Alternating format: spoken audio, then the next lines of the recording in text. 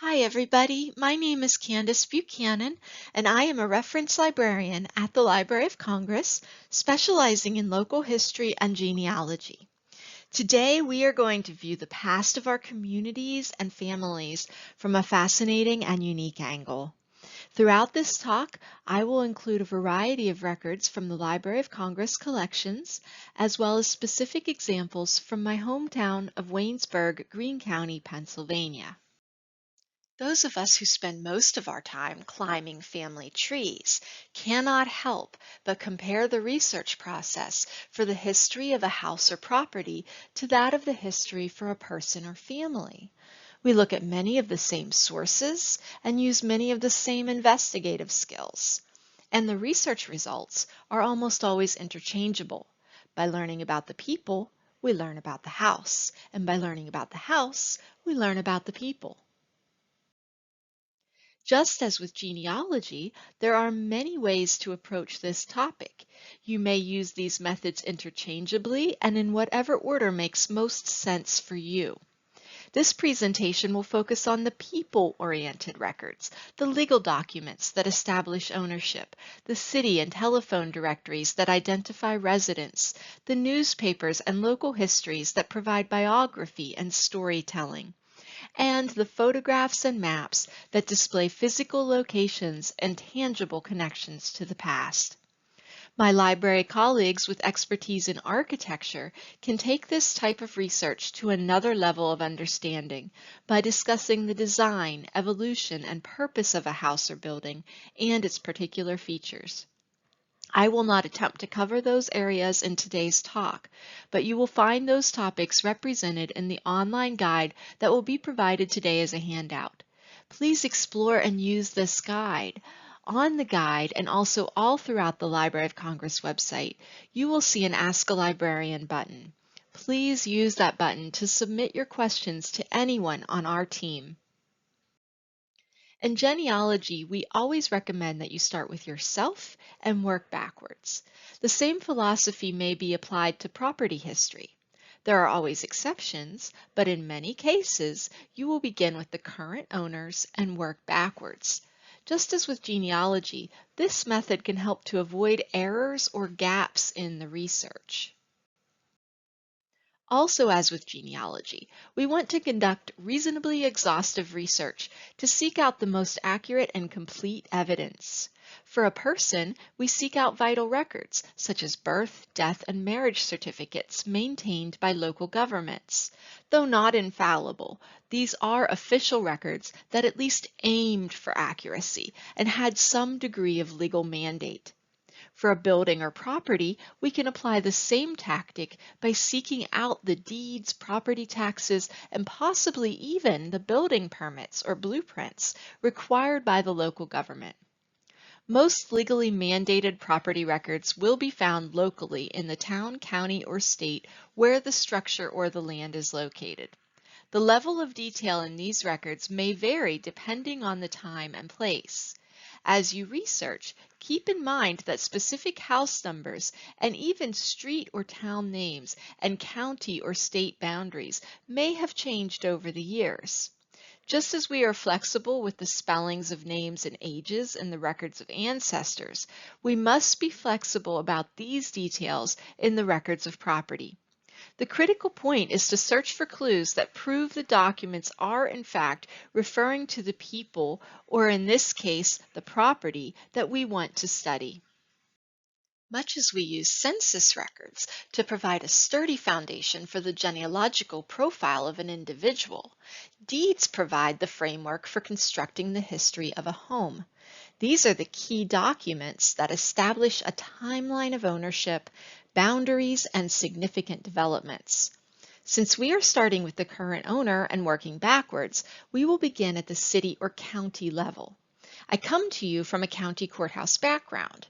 Accordingly, I highly recommend contacting or visiting the city or county office where deeds of property ownership are filed, often called the Recorder of Deeds or the county clerk.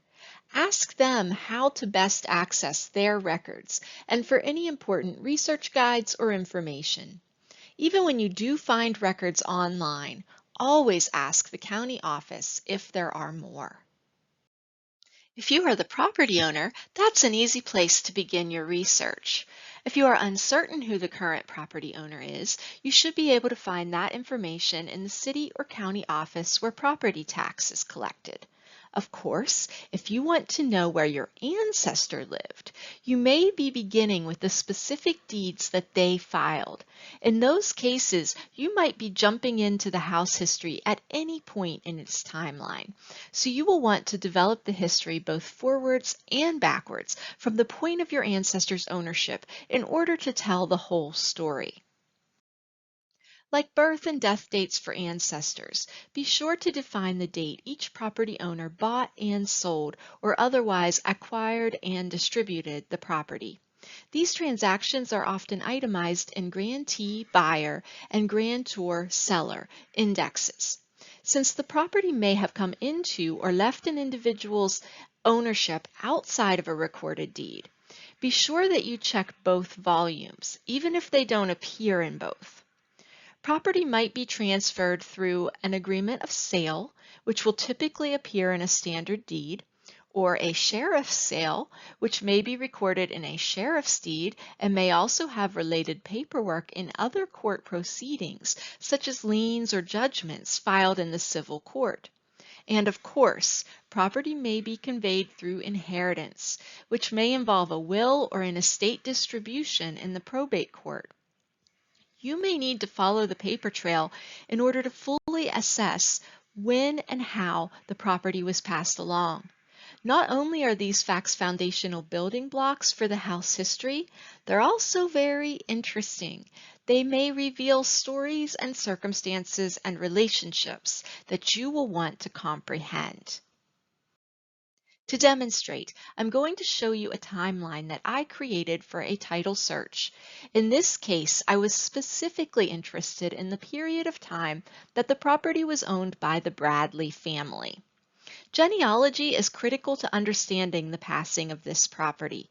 Likewise, the documentation associated with this property is critical to understanding the genealogy.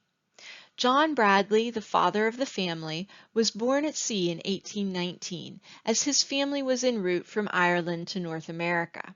His parents settled in western Pennsylvania, where John stayed. We have excellent ship manifests and naturalization papers, among other records, to confirm these facts. In the 1850 census, John appears age 30 with his wife Dorcas, age 17, and his two oldest sons, Charles, age 6, and Robert, age 5. Many family trees mistakenly identified Dorcas as the mother of these boys, despite how young she would have been when they were born. The records that connect John to his first wife and the boys to their mother exist almost entirely in the estate and deed documents created for the acquisition and disposition of this property. John Bradley was a saddler and tanner. We see his profession consistently in census records and even in local newspaper advertisements for his business. Interestingly, the first record of John associated with lot number 2 of the original plan of Jefferson in Greene County, Pennsylvania, identifies him as a tenant, not a landowner. Charles Rex owned the property at the time of his death in 1854.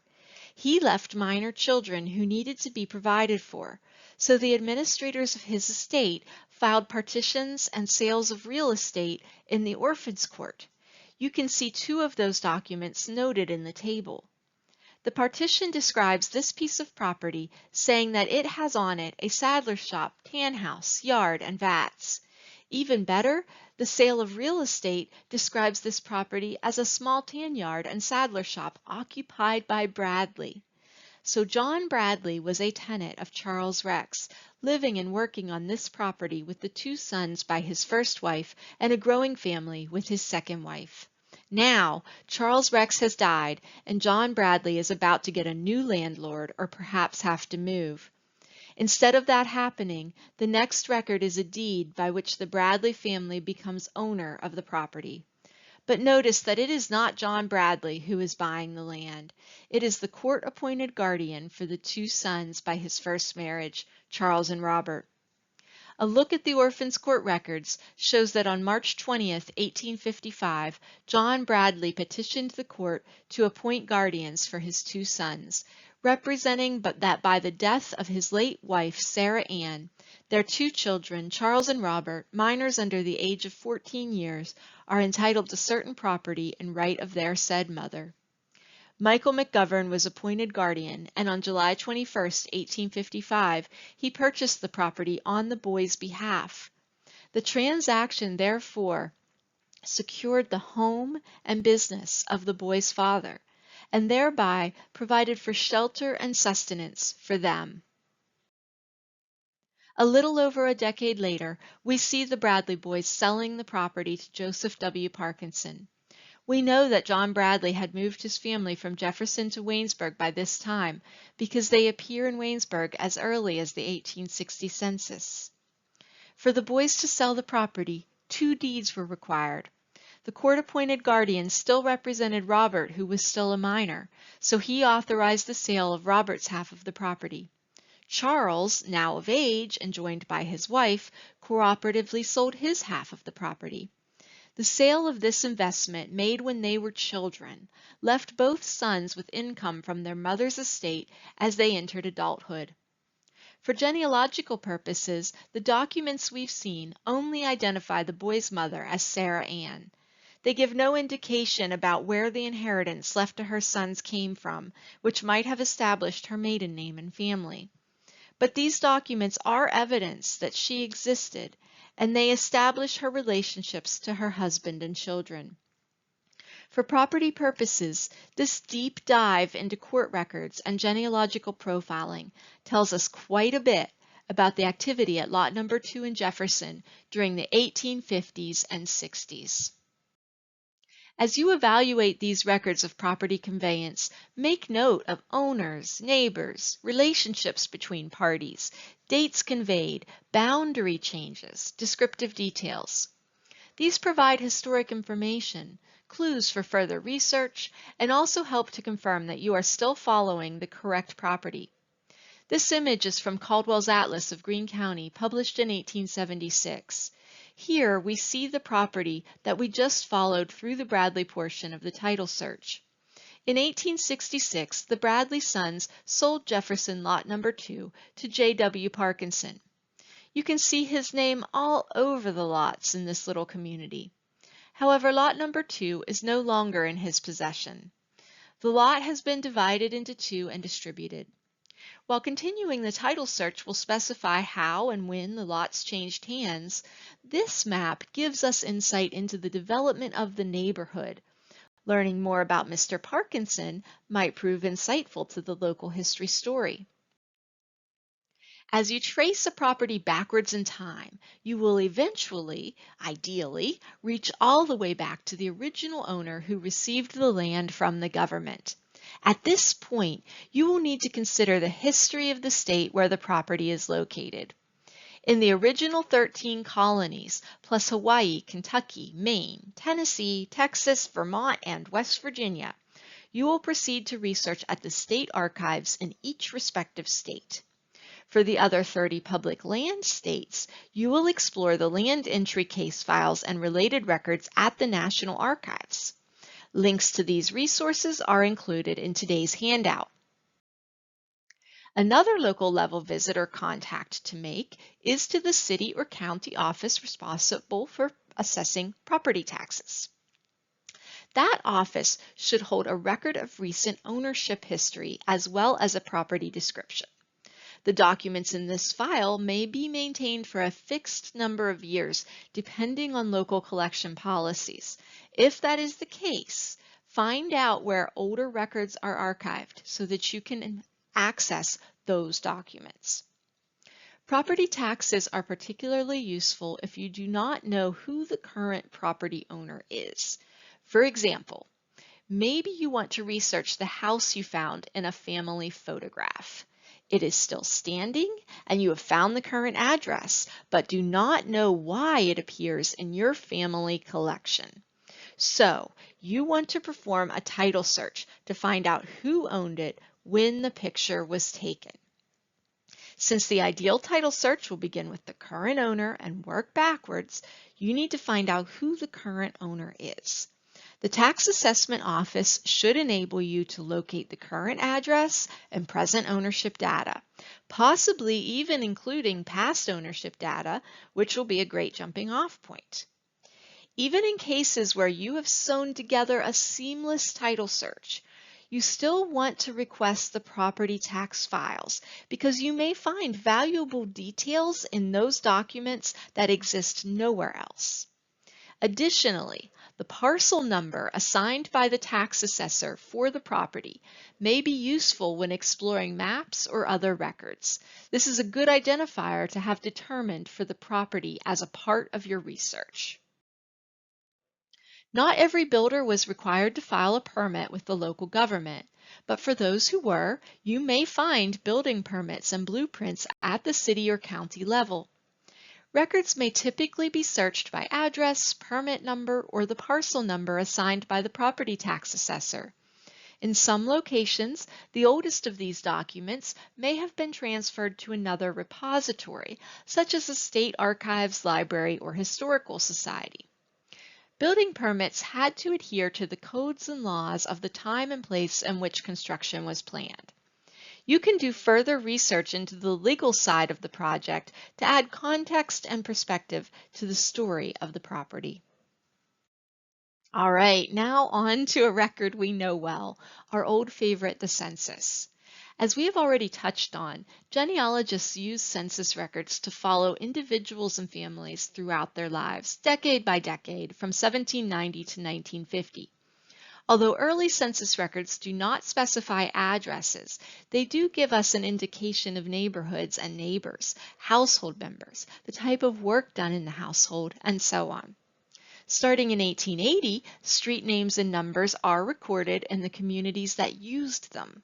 There is no guarantee that those names or numbers are the same today, and rural areas may not have used names or numbers until relatively recently. Nevertheless, depending on the community and data recorded, you can potentially use the census to search for the property by either the address location or the residence at the time. Censuses offer a glimpse into normalcy, the day-to-day life of the house. How many people were piling into the bedrooms? Were there servants? Were there boarders? Was there a blended family, including multiple generations or in-laws? Deeds and blueprints are unlikely to give you those details. This photo shows the Scott and Martin families at the home they shared on the corner of 2nd Avenue and Huffman Street, later addressed as 497 2nd Avenue in Waynesburg. Though the house number is different, the families appear together at this location in the 1920 census. I like this example because we can see how the location of the house on the corner helped us to know it was the right place, even though the number had changed. I also like it because it's an excellent case study in a community working together to share and catalog local history.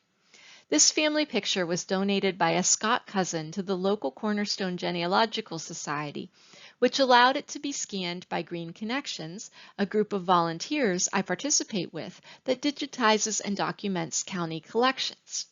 Once posted to the community website, a researcher named David O'Donohue, who was studying a different house nearby, was able to identify this house in the Scott Martin picture and improve the caption.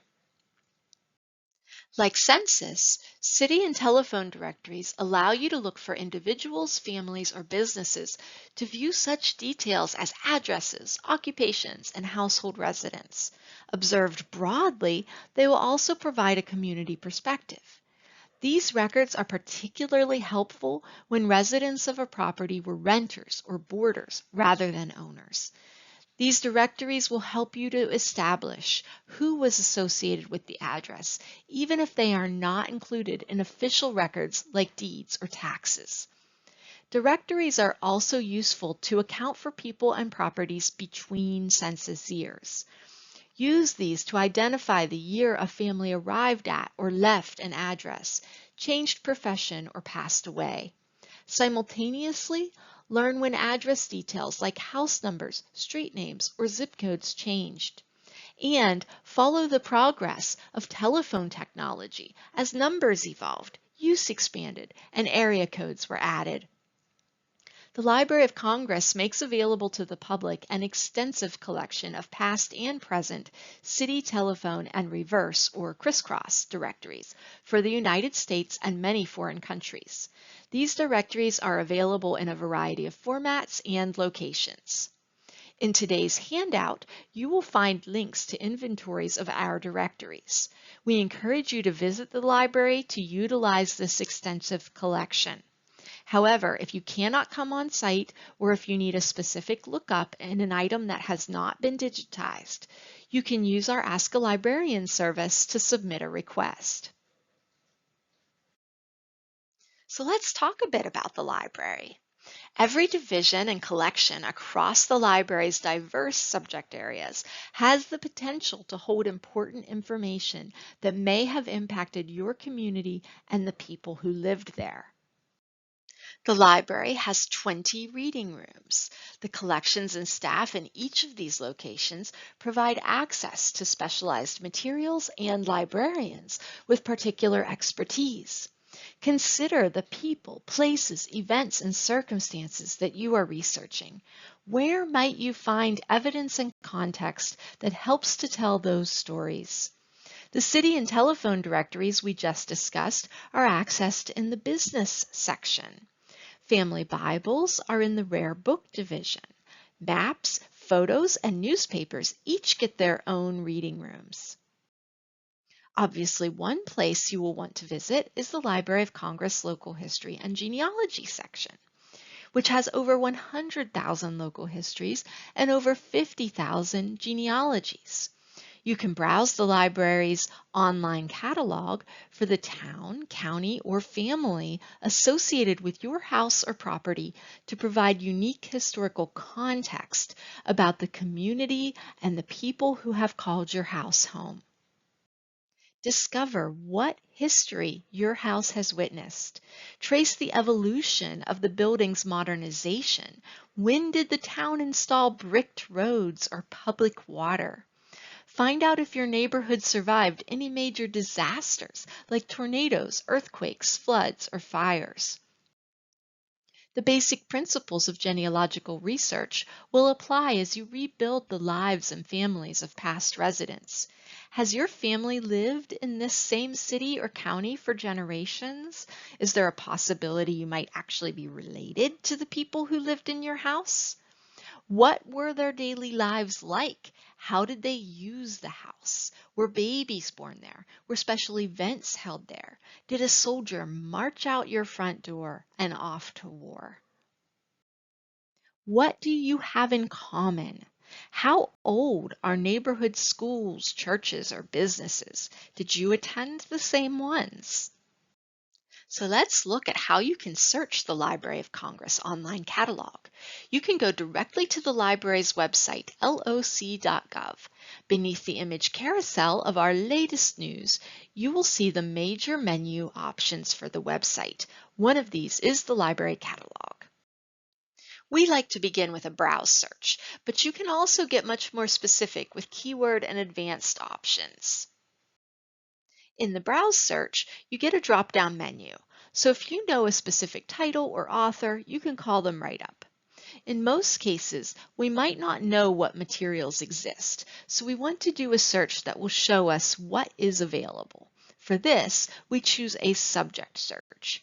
Each subject heading will provide a list of related publications or archival items that you can then review for specific ties to the family or community you are searching for. In the drop-down menu, choose subjects beginning with or subjects containing. To look for household residents or property owners, type the surname plus the word family in the second field. To look for a community, type the city or county in the second field. Wait to type the state until you see how the state is abbreviated in the catalog. Your search results will show you every state that has a city or county by that name. You can then select the correct one. Your search will generate a list of subject headings. Many may be of interest. You can click on any of the subject headings to see the list of items. From here, you can click on each item to see full details. In some cases, links to a digital version may be available. If a digital version is unavailable, you can plan a visit to the library to view the item in person. If you are unable to come to Washington, D.C., you can talk to your local library to determine if they can request an interlibrary loan on your behalf. The Library of Congress does not loan local or family history items, but other libraries often do, and your local library will be able to arrange to borrow items for you.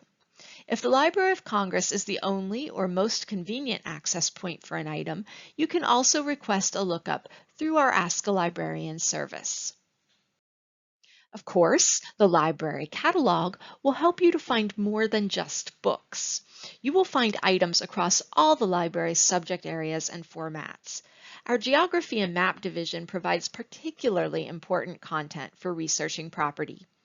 Maps enable you to observe the evolution of a property, as well as visualize the community. You may be able to observe ease of access or lack thereof to resources like water, lumber, transportation, or merchants. You can also gain perspectives about the nearness of neighbors, churches, schools, hospitals, and cemeteries. All of these factors impacted daily life for past residents and may also help you to identify where to search for further records. Using historic maps, you can see how the land was used over time. The details that maps may reveal depend on their purpose. Farm line and land ownership maps like this one identify boundaries and property owners. Railroad maps exhibit transportation development, which impacted the influx of people and resources to the community. Panoramas show the layout and expansion of a city. Fire insurance maps label building materials like wood, stone, or brick. The Library of Congress has digitized an extraordinary number of maps from our collections. So in addition to the library catalog, we can look for maps in the library's digital collections. Like the catalog, the digital collections include items from across the library. On the library's main website, loc.gov, look at the main menu beneath the headline carousel and choose Digital Collections. No login is required. These collections are free to access from any computer. Most files can also be downloaded for high-resolution access. Go to the search box on the upper right. In the first field of the search box, select a category from the drop-down menu. If you want to see what we have across all categories, you can start by choosing Everything. If you get too many results, you can narrow your search by choosing a specific category. In the second field, type keywords such as the town or county. As in the catalog search, you might try it with and without the state name. Once you have your search results, you can click on entries of interest to see full details, download images, and explore related items or collections. You can also go to specific digital collections to search for particular materials. For example, the Sanborn fire maps are a featured favorite. Because they were redrawn so often, they allow you to really see a community evolve and grow. In addition to building material color coding, the most detailed maps label how properties were used, which really provides a sense of the neighborhood. When you zoom in on my hometown's Main Street in 1908, you can see an opera house, courthouse, barber, cobbler, tailor, grocer, and more. This residential neighborhood was a new addition established in 1899 and still being developed when the Sanborn map was drawn in 1908. If we look at the circled block, we see primarily wooden structures signified by the yellow coating. Here's the same area a decade later. The lots have been laid out and there are some additional structures. particularly the new brick dwelling on the corner signified by the pink color. This is a postcard of that same block taken sometime between the two Sanborn surveys. This is an example of how we can visualize the neighborhood in a combination of ways.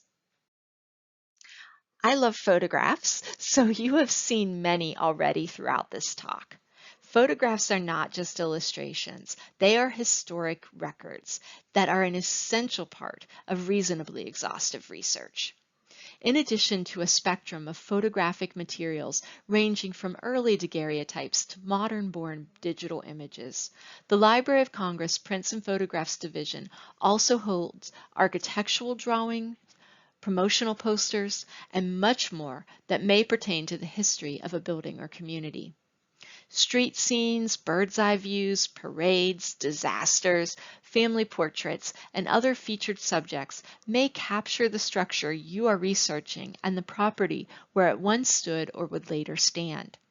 Explore archives at every level, local, state, federal, and seek out private, family, or local history collections that may include the address or locations you are studying. This is the home of the John D. McCahan family on the corner of Washington and Elm Streets in Waynesburg.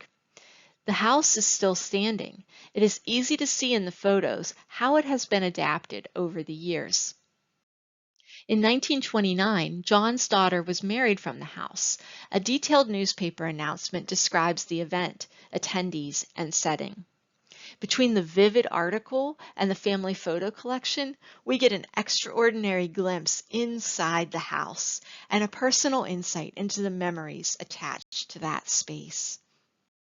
If we return to the library's digital collections, we can search through thousands of pictures held by the library's Prints and Photographs Division. As with the other digital records we have discussed, keep in mind that although the online inventory is added to on a regular basis, it is not an exhaustive listing of the holdings of the Prints and Photographs Division, which consist of more than 14 million items. Reach out to the librarians in this division through Ask a Librarian to make specific inquiries beyond their digital resources. One of the specific Prints and Photographs collections that you will want to explore is the Historic American Building Survey. Search by community to find places that matter to your local or family history. These files may include architectural drawings and detailed narrative descriptions in addition to photographs. Even if the specific house or structure you are searching for is not included, you may find similar buildings in the same area that provide comparisons. This is just one page from a file for a house in a very small village from my home county. I include this to point out that a structure did not have to be famous or urban to be included in the library collections. Also from Greene County, this is a page from the file of a covered bridge. You can search the library collections for locations like this in the community that are a part of the broader story related to the experience of past residents. Newspapers provide one of the best ways to learn the story of your house and its inhabitants. Search for your address, street, town, or county, as well as for the specific people who were past residents. Look in social columns for events at your house and the visitors who stopped by. Find out if your street was located along parade routes or if it was a popular thoroughfare.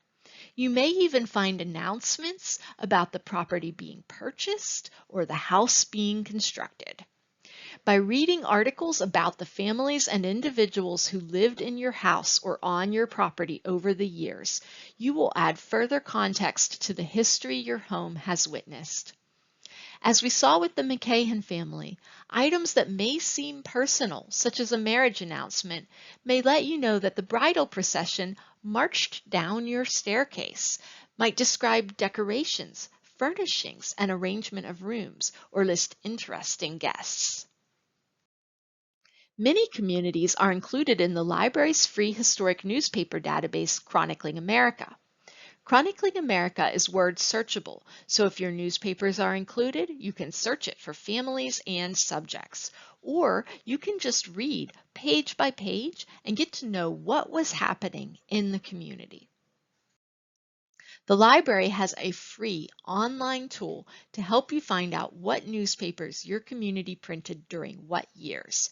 The Directory of U.S. Newspapers in American Libraries allows you to search by title or by community using the advanced search option. So, if you want to see a complete list of known publications from your town or county, leave the title blank and plug the community information in. The results list may surprise you. Often, we learn about publications that we never knew existed. Click on any entry in the results list to see the details. The About This Newspaper tab will provide titles, years printed, and a brief history. The Libraries That Have It tab will tell you where the archives are kept so that you can access them.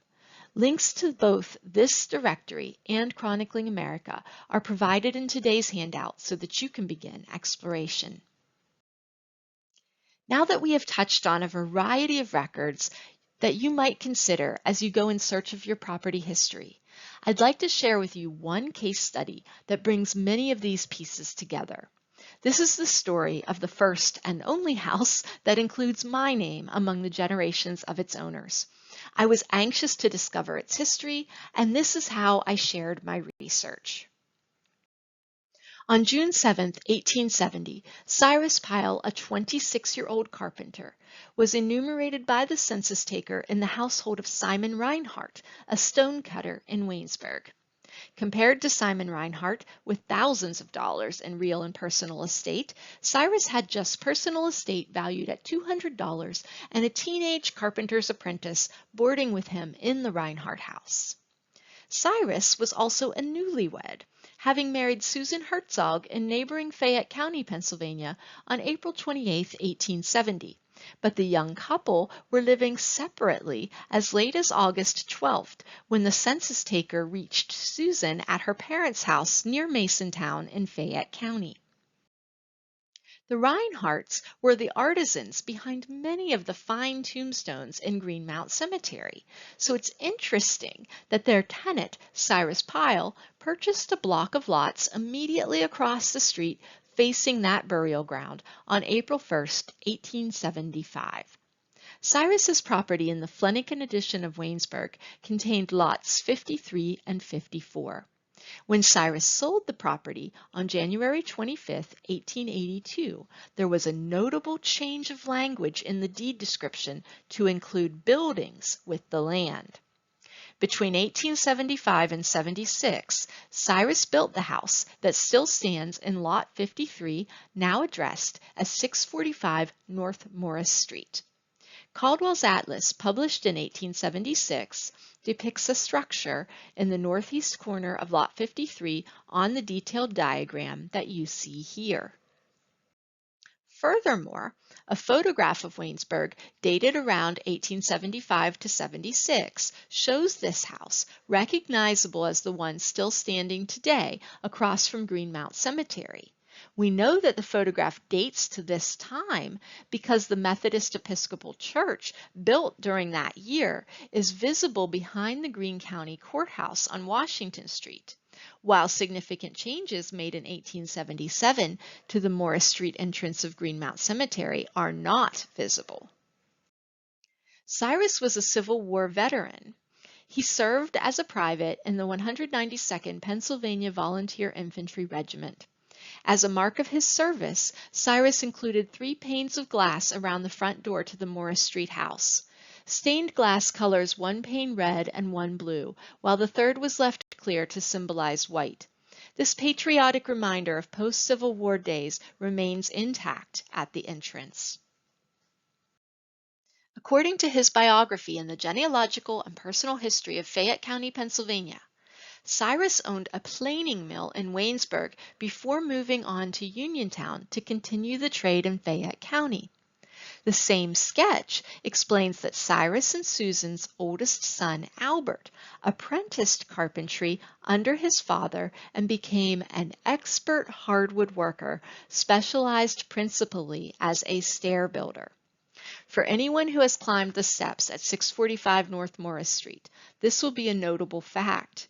Albert was born in the Morris Street house and learned the craft from the man who constructed what is doubtless one of its most unique features. The splendid newel post and set of detailed spindles that ascend to the second floor make the narrow entrance hall grand. Cyrus's real mastery, though, is the ergonomically carved railing that perfectly suits the holding hand of any resident or guest making good use of his stairs. At least 3 of Cyrus's 5 children were probably born in the Morris Street house, since the family owned the property between 1875 and 82, during the years in which Susan gave birth. However, it seems likely that Cyrus built the house to sell it, not to call it home for long. This pattern of construction, dwelling, and selling was repeated in Uniontown. In his 1913 publication, A History of Uniontown, author James Haddon noted that Cyrus built a frame dwelling on the western limit of the Gilmore estate and occupied it for several years. During the short time that the Piles called the Morris Street house home, significant developments took place across the street. Greenmount Cemetery had been established by an act of the General Assembly of the Commonwealth of Pennsylvania in 1853. Once established, Greenmount Cemetery fast became Waynesburg's primary burial ground. In the late 1870s, the entry road off Morris Street, directly across from Cyrus's house, was improved with distinctive landscaping that included a boundary wall and stately columns. In early 1880, the Cemetery Board released a memorandum that declared, "Buildings have been erected, grounds put in good order, new fences put up, streets and walks laid out." One of these buildings was the uniquely designed caretaker's house that was situated on the bank opposite Cyrus's Morris Street house. Arrangements to house Greenmount's caretaker on the property meant familiar new neighbors for Cyrus. His old housemate, Mary Ann Reinhardt, the daughter of Simon the stonecutter, had married David Buchanan, a fellow Civil War veteran who had taken up the job at Greenmount.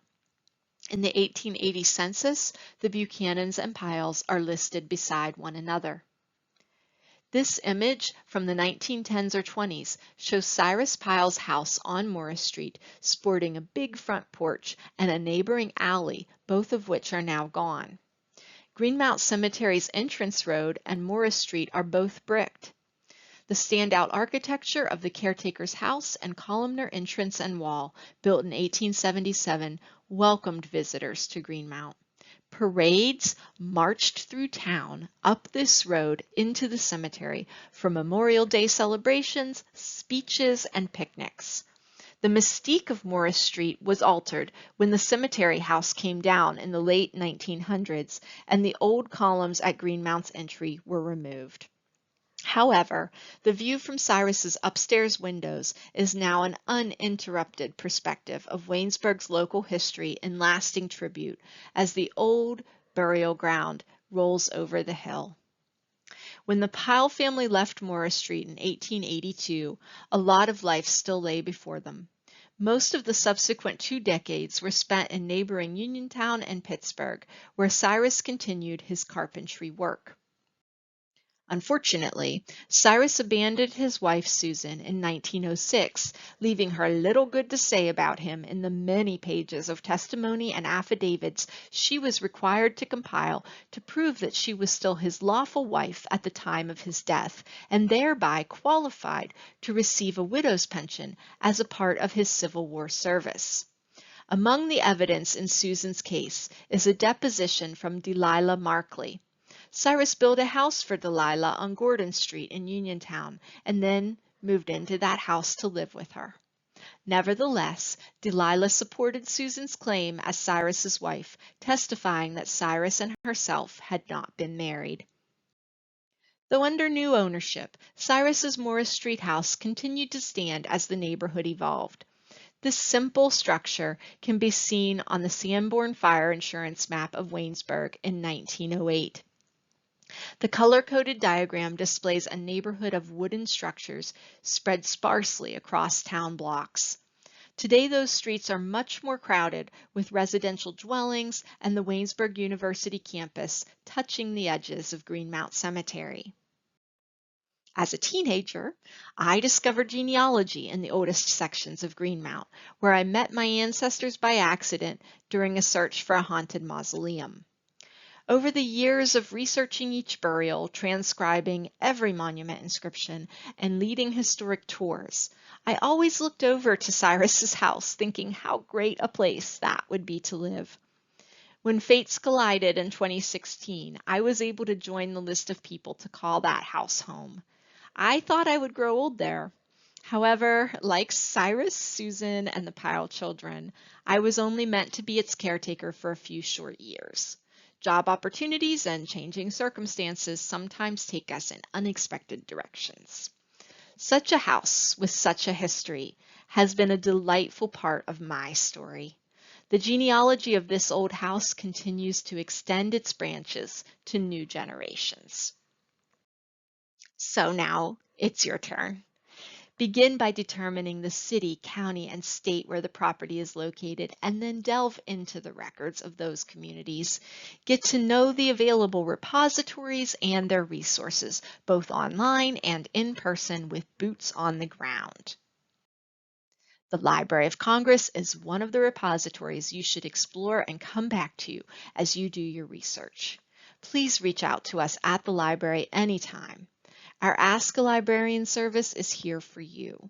We can help you to develop research strategies, do lookups in our collections, and discuss your discoveries. Thank you so much for being here. I hope you leave inspired to learn.